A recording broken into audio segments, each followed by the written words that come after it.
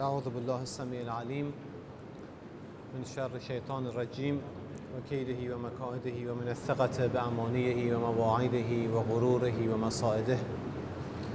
بسم الله الرحمن الرحيم. الحمد لله رب العالمين.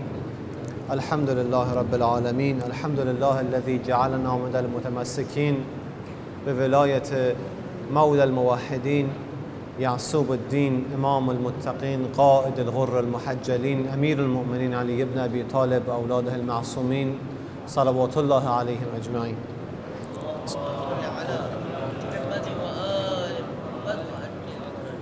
ونصلي ونسلم على أشرف الأنبياء والمرسلين حبيب إله العالمين العبد المؤيد الرسول المسدد المصطفى الأمجد الذي سمي في السماء بأحمد وفي الأرضين بأبي القاسم مصطفى محمد.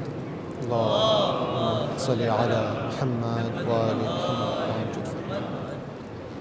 وعلى أهل بيته الطيبين الطاهرين المعصومين الهداة المهديين لا سيما الحجة بقية الله الأعظم في الأراضين روحي وأرواح العالمين له الفداء.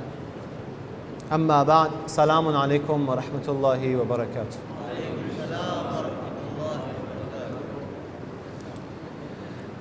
Presenting our congratulations for the anniversary of birthday of Imam Al-Hasan Al-Mujtaba alayhi salam to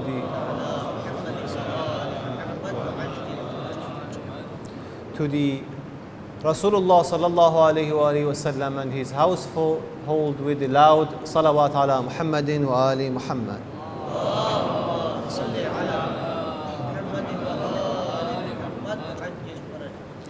Congratulating this great anniversary, this great Eid of month of Ramadan to you all, and we ask Allah subhanahu wa ta'ala to help us to achieve to our fullest potential in this month, ببركة Milad and the Imam that was born in this holiday.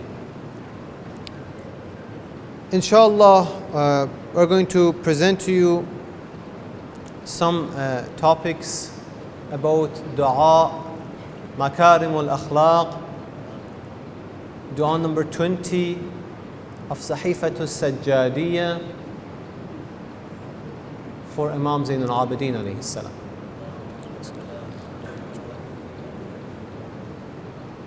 But before we start the translation, the meaning, the points of dua, let's have a discussion about some preliminary ideas about the dua. What is the dua? What is Sahifatul Sajjadiyya? What is the place of Imam Zain al-Abidin alayhi salam? And inshallah we open the discussion with the first verse of dua number 20 of Sahifatul Sajjadiyya. What is the meaning of dua?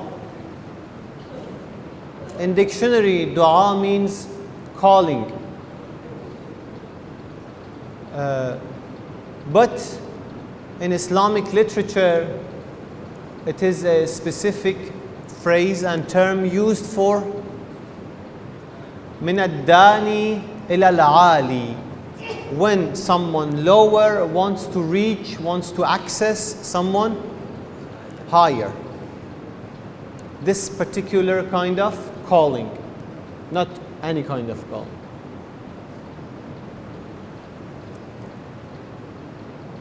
So, this is the meaning of dua. We have other thing in the supplications which is called munajat. What is munajat then? What is the difference between dua and munajat? Munajat comes from the root najwa. Najwa means whisper. Munajat means whispering prayers. What is the difference between dua and munajat then? There are several differences between dua and munajat. One is in the roots. Dua comes from the root da'awa, calling, inviting, asking, wishing, Najwa or munajat comes from najawa, means whispering. So the root is different. This is one different. Another different which comes from this root actually is dua is when we want something. We do dua when we have at the end of a dua or in the middle of it or some place of this reaching, this calling, we ask what we want. Right or wrong? We say we just recite one dua. Allahumma adkhil ala ahli al-qubur as-surur. Allahumma aghni kulla faqir. Allahumma shfi kulla. Oh Allah, please give shifa to all the patients. Right? So this is what I want. If I want something, it is dua. But if I want to communicate, I want to just reach to communicate. How is everything? How was your day? What happened? There is not necessarily I want something in munajat. Munajat has more form of a statement, a declaration. Is a form of communication. So a part of every dua we have munajat, or maybe at the end of some munajats we have some du'as. But these two are not the same. Look at dua, for example, dua al-Kumayl. Right? In dua Kumayl, Amir al-Mu'minin alayhi salam says at the beginning, Allahumma aghfir li adh-dhunub allati tahtiku al-asam tunzilu al-bala. Different things. Oh Allah, please forgive me these sins. Right or wrong? This is a dua. In the middle, Amir al-Mu'minin alayhi salam says, فَلَئِنْ صَيَّرْتَنِي لِلْعُقُوبَاتِ مَا أَعْدَائِكَ وَجَمَعْتَ بَيْنِي وَبَيْنَ أَهْلِ بَلَائِكَ وَفَرَّقْتَ بَيْنِي وَبَيْنَ أَحِبَّائِكَ وَأَوْلِيَائِكَ. Oh Allah, if you put me in hellfire, I won't say anything. Just have one question. I am tolerating your punishment. How can I tolerate staying away from you? Separation, distant. Is this a wish? Is this an ask? Is this a dua? No. I'm just stating a fact. So there is a distinction between dua and munajat. That is why dua can be recited whenever we want something. We have in hadith from Imam Sadiq, from Amir alayhi salam, in Nahj al-Balagha as well, whoever has a desire, something, whoever wants something from Allah subhanahu wa ta'ala, فَلْيَبْدَأْ بِالصَّلَاةِ عَلَى مُحَمَّدٍ وَآلِ مُحَمَّدٍ.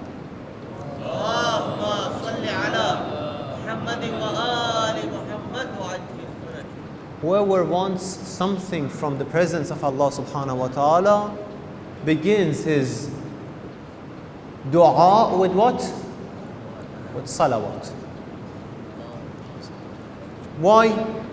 Imam in Nahj al-Balagha explains the reason. Because Allah subhanahu wa ta'ala is bigger, is greater, is more merciful, generous than you present Him to wish. You ask Him two things, He grants you one and doesn't grant you. Now it's putting two applications in one form. You recite salawat. Salawat means what? Oh Allah, send your blessing to your Prophet Muhammad. Then you ask your question, what you want. So you put two applications in one form. Allah definitely is going to answer the first one. So when He's answering the first one, He's going to consider the second as well. That is why Dua can be recited whenever we want something from Allah subhanahu wa ta'ala. But munajat is different. It's a connection. It's a relationship. We don't reach out to our friends and then we say, I'm not in mood to talk. Is it? That is why if you see, for example, in Munajat Sha'baniyya, at the beginning or at the end in Mafatihul Janan, Shaykh Abbas Ghumi says, recite it whenever you have a good feeling. Whenever you want to get closer to Allah subhanahu wa ta'ala, to have a connection to Allah subhanahu wa ta'ala, to communicate to Allah subhanahu wa ta'ala.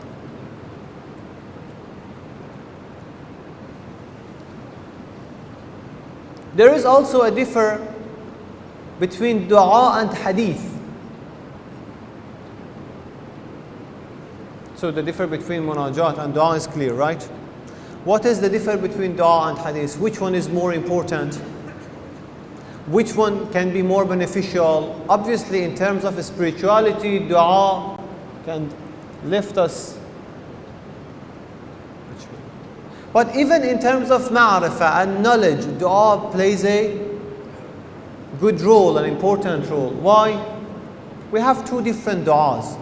Dua ma'thur and ghayr al-ma'thur, which is ma'thur is a dua that is connected. We have a chain to ma'soom. Came from infallible. That is why, according to some of the scholars, we cannot change this dua. If it's been said, Assalamu alayka Abu Abdullah one time, for example, in ziyarah, in that salam. In that dua, for example, in just this dua of month of Ramadan. If it's come one time, Allahumma shfi kulla marid, we cannot repeat it, especially with the niyyah and intention of dua. We can repeat when the intention of reminder is no problem. But this is not a part of dua. The second time, the third time, the fourth time. It is not a part of dua because it's not been narrated for us. It didn't came in 3 times, no. If it was required, it would have been said. We have it in Ziyaratul Ashura 100 times. It says, Allahumma la'na wa la zaliman zalama. Right or wrong? So whenever was necessity of repeating, they told us, I cannot repeat it with the intention of this particular dua. I can repeat it with the intention of my dua, no problem. But that is my version of dua. That is not the authentic came down version of the dua. Right? Ghayr al-ma'thur is the dua that came from others. Everybody wants to communicate, wants to ask Allah subhanahu wa ta'ala something. In their language and some other language. This is dua ghayr al-ma'thur.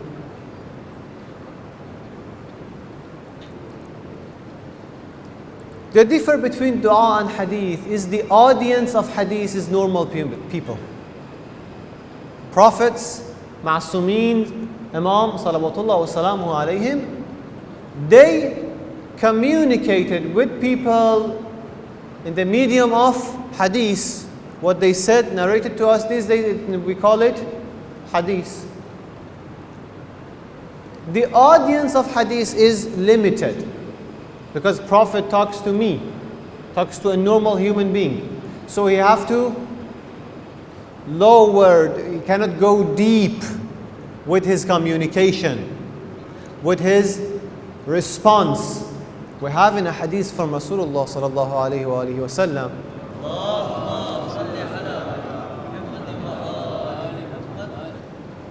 نحن معاشر الأنبياء نكلم الناس على قدر عقولهم. We make contact, talk, communicate with people according to their level of understanding, their aql. على قدر عقولهم. عقول is plural for aql. Prophet said we communicate with people to their level. So if a person has a higher level, he gains more. If someone has less, gains less. But who's the audience of dua? In dua, who do we communicate to? To the unlimited. So every problem that there is in communication is from my side. I am limited. I don't have a big vision, for example. I want for normal things, superficial things in my dua. Right? But Prophet, Amir al-Mu'mineen alayhi salam, Imam Zayn al-Abidin alayhi salam, these are not short-sighted like me. So they can go as much as they can because they are in a very high place and their audience is the highest, unlimited. That is why dua is a great potential for us to learn as well. Not just recite, to ponder, to think, to take points from. It is a very good platform because they are reaching to unlimited.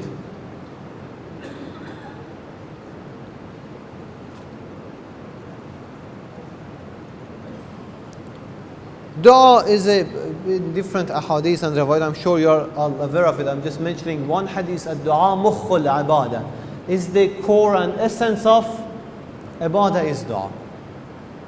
In the last ayah of Surah Al-Furqan, Allah subhanahu wa ta'ala tells to his prophet, tell them, qul, O prophet, tell them, ma ya'ba'u bikum rabbi lawla du'a'ukum.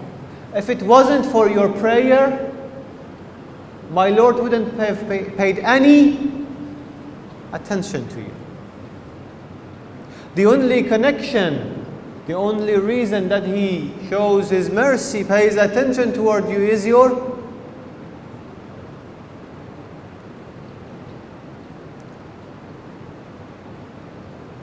So this is the intro about dua.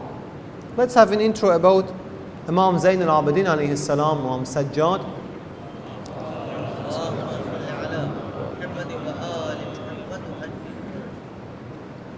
Or fourth Imam alayhi salam is known, one of his alqab is Zayn al-Abidin wa Sayyid al-Sajidin and Dhu Thafinat. Zayn al-Abidin wa Sayyid al-Sajidin is the exclusive laqab, a name for Imam Sajjad alayhi salam. Nobody else is named like that in the history of Islam. The same goes for the title of Amir al-Mu'mineen. Amir al-Mu'mineen is exclusive title. Not even other Imams are named as Amir al-Mu'mineen. One of the companions, when somebody came to Imam Sadiq alayhi salam and told him, Assalamu alaykum ya Amir al-Mu'mineen. Imam alayhi salam said, no, Amir al-Mu'mineen was one. No. We have some exclusive titles for one of these titles, for one of these people is the title of Zayn al-Abidin or Sayyid al-Sajidin, the greatest of the beauty of worshippers, the pearl of worshippers, those who do prostrations for Imam Sajjad alayhi salam. What is the reason? It has been narrated, the reason that Imam is named for that is different things, but all the Muslimin are united on that this title is for him. Some says because he did lots of ibadat. According to some ahadith, Imam alayhi salam cited 1,000 rak'ah of prayer every day. Some said because he did lots of sujood. Every occasion Imam alayhi salam was doing a sujood to Allah subhanahu wa ta'ala. He didn't eat anything unless afterward he did sujood. Nobody bring him anything unless he did sujood. He didn't being gifted anything unless he did. Every occasion, everything. So he was titled with Sayyid al-Sajidin. Another reason, there is a story that Imam alayhi salam was doing his prayer. Shaitan in the form of a snake appeared in front of him, started hissing, making sounds to threaten him. So Imam breaks his mustahab prayer and salat. Imam didn't pay attention, continued his prayer. This snake get closer. Imam didn't pay attention. The snake started biting at the foot of Imam. Imam didn't pay attention. The snake kept harassing and annoying Imam, but Imam continued until the end of his salat. Then a heavenly voice called and said, Haqqan anta Zayn al-Abidin. Truly you are the pearl of worshippers. 3 times said, Anta Zayn al-Abidin haqqa, Anta Zayn al-Abidin haqqa, Anta Zayn al-Abidin haqqa.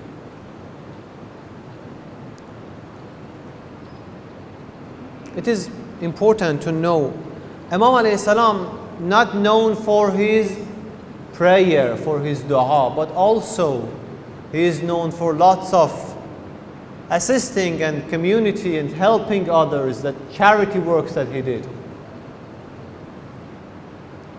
The thafinat means the person who has callous, hard skin. 2 reasons for that. One is that Imam alayhi salam did lots of so many prayers. They had his skin, his mawad' al-sujood. When you do sajda, there is 7 parts of body is on the ground, on earth, right? What are those 7 parts? Forehead, palms, 2, which is 3, with 4 and forehead. 2 knees will be 5, and 2 toes is 7, right? Imam alayhi salam did so many sujood and salat that his skin in this part become hardened. So they used to bring someone 2 times every year to remove this skin, this dead skin, because when it's come hardened, it's dead skin, so you have to remove it 2 times every year. To remove it, so there's a new. Another reason is because the mark of his charity, his sadaqat, his assistance for the poor, needy people in the community, every night was on his back until the time of his martyrdom and shahada.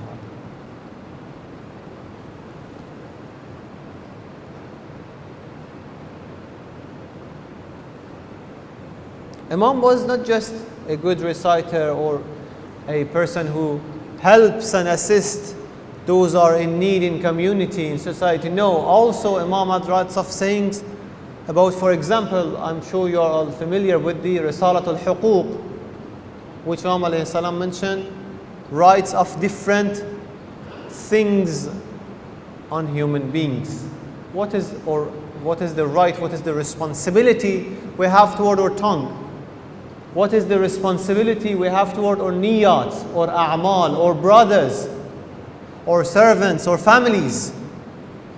Wife toward husband, husband toward wife. All of these 20 categories are mentioned in Risalatul Huquq of Imam Zayn al-Abidin alayhi salam.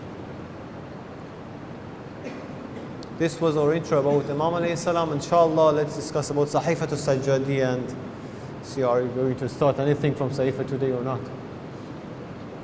Sahifatul Sajjadiyya is known as Ukhtul Quran, the sister of Quran, or Zabur al Muhammadin alayhim salawatullah.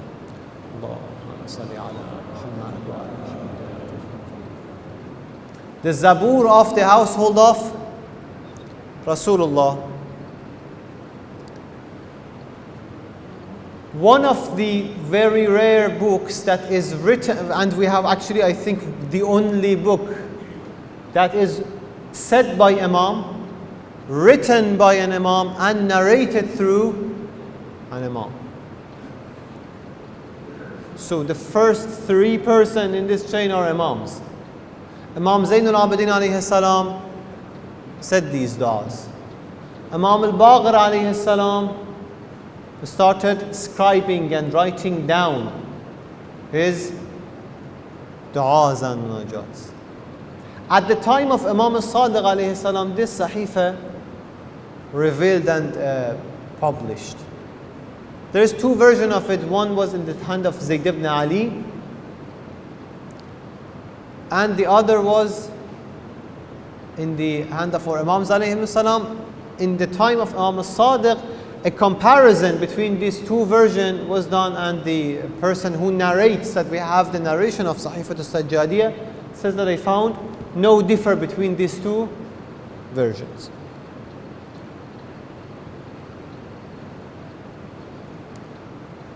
This dua, like most of the du'as of Imam al-Sajjad alayhi salam, begins with a salawat. Allahumma salli ala Muhammadin wa alihi. And we mentioned one of the reasons for why you have to begin with salawat. Allahumma salli ala Muhammadin wa alihi wa balligh bi imani akmal al-iman. The first dua that Imam alayhi salam does in this dua, which has 33 verses, different du'as here are presented to Allah subhanahu wa ta'ala, is, O Allah, increase my iman to the highest, to the most full iman. What is iman? There are different opinions about iman. Some says iman is a belief in your heart. I'm just mentioning the Quranic arguments and evidence. There are different. And they said we have two ayah in Quran shows that. In Surah Al-Hujurat, ayah number 14, some people came to Rasulullah and said, Amanna, qalat al-a'rabu, Amanna. Allah subhanahu wa ta'ala says, O Prophet, tell them, Lam tu'minu. You didn't believe, you are not mu'min. Walakin qulu aslamna. We are surrounded, we are surrendered. We are Muslim. وَلَمَّا يَدْخُلِ الْإِيمَانُ فِي قُلُوبِكُمْ. Yet Iman didn't enter your heart. So Iman is a thing related to heart. Or in Surah Al-Mujadila, the last ayah, ayah number 22, أُولَٰئِكَ, those people, Allah subhanahu wa ta'ala mentions the people that stood by Rasulullah sallallahu alayhi wa sallam, fought next to him, helped him, assist him. At the end, Allah subhanahu wa ta'ala says, أُولَٰئِكَ كَتَبَ فِي قُلُوبِهِمُ.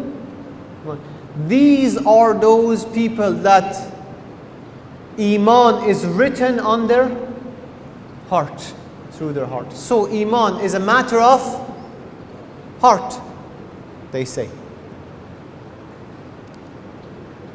But it is true or not? No, it is not. Because it is one aspect of the thing. The problem is, and it's been in Islamic history for a long time, is tab'id, meaning what? Meaning that Allah subhanahu wa ta'ala has a holistic approach to things, but we don't. We pick one ayah, we pick one part, and we decide. We come to a conclusion. Look at it. Picked one ayah and said, Iman is a matter of heart. They didn't look at the other ayah that Allah subhanahu wa ta'ala says, they have yaqeen, but they are not saying it. In Surah An-Naml, Allah subhanahu wa ta'ala says about the people of Fir'aun, وَجَحَدُوا بِهَا وَاسْتَيْقَنَتْهَا. They denied it with their tongue, while their heart were in a state of yaqeen. The heart knew it, but the tongue Yeah, and it says the term وَاسْتَيْقَنَتْهَا أَنفُسُهُم. They were confirmed on this, that he is right.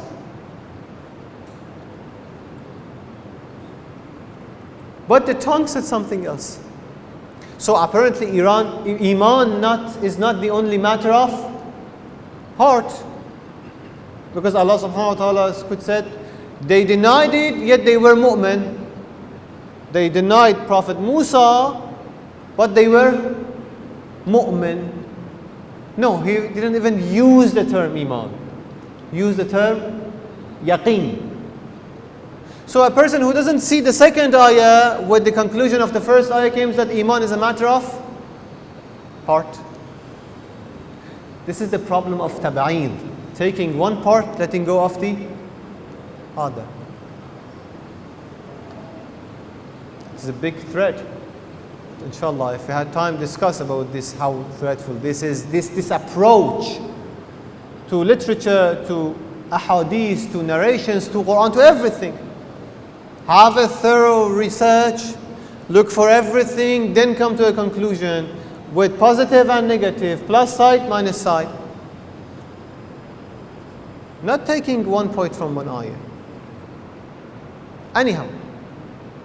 So Iman is not just a matter of heart. So what is Iman? Inshallah, tomorrow we have to discuss this. Our time's up. It is bad to finish the first day late, right? We ask Allah subhanahu wa ta'ala the same dua that Imam alayhi salam said. Let's recite it all together. Allahumma salli ala Muhammadin wa alih. وبلغ بإيماني أكمل الإيمان ببركة مولود هذا اليوم.